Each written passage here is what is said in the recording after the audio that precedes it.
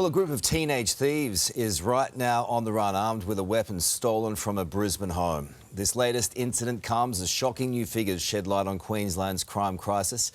There were more than 561,000 offences in Queensland last year. This year, just under 300,000 in 6 months.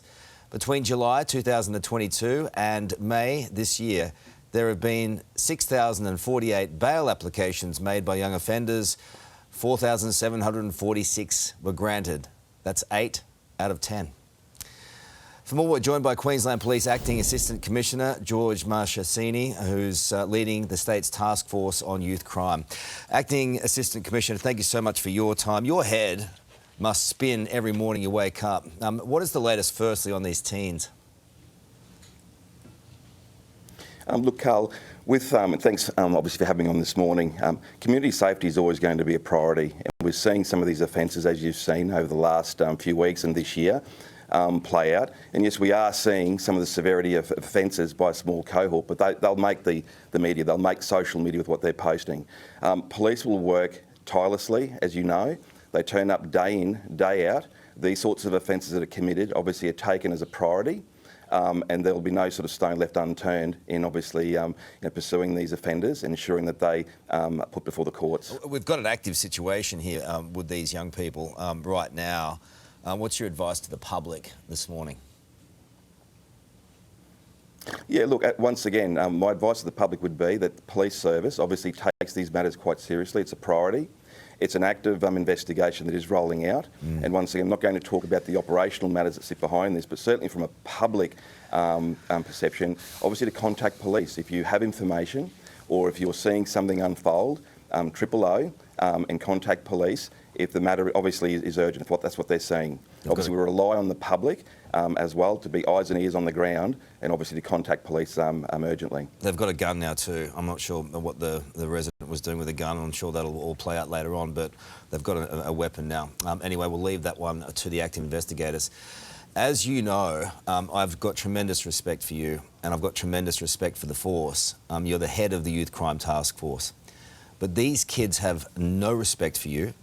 They've got no respect for the force, for your hard-working officers, and they've got absolutely no respect for the public, not for grandparents, not for parents, not for kids, not for anyone but themselves. It infuriates us. Karl, obviously, right from the start, I've always said taking on this role, it's going to be a significant challenge. One of the things that I'll maintain with the task force, it is how we work across government. It's bringing every agency to the table to deal with this. Obviously, with what's unfolding today with the matter that's, that we've just discussed, is something when it gets to that point, police are heavily involved in that. But every agency is at the table working on this. And it's bigger than that. It's obviously working with community. And these kids that you're talking about, they're in that state of mind where they don't have that respect. And it comes back to how we actually look at that with working with families or that one person that's going to have impact on that child's life. That's the key challenge. And that's the challenge if we're going to make inroads on this. We'll investigate, we'll put offenders before the courts, we'll treat community safety, as you know, as a priority. We'll utilise the tools that we have at our disposal in terms of ensuring that those matters are investigated and children are put before the courts. But then we also need to be looking at how do we actually find that way in to engage with some of these kids. Some of them we won't be able to turn around. I think we need to sort of concede that there's going to be some children that are going to be very difficult to engage with. But it doesn't mean that we lose hope.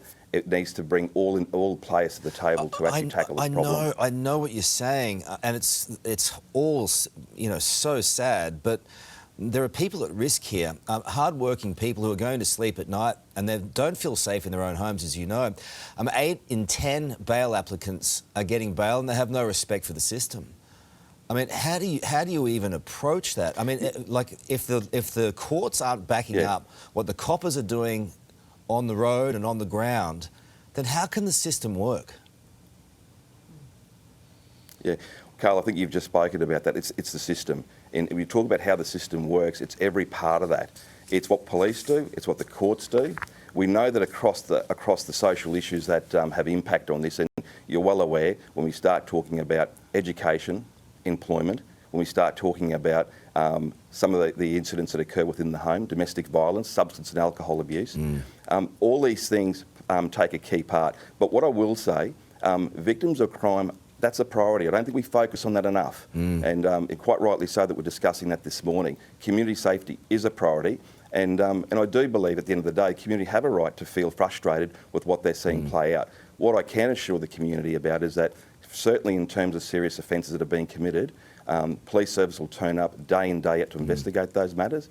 But there's other areas across the system that need to be heavily involved. Interacting with these kids, that's going to be the big challenge when they're in detention. When they're coming out of detention, if we don't put every effort into that, we're going to keep seeing what we're seeing now. All right, Acting Assistant Commissioner, you've got one hell of a job on your hands. I really appreciate you being on the show as always. Thank you.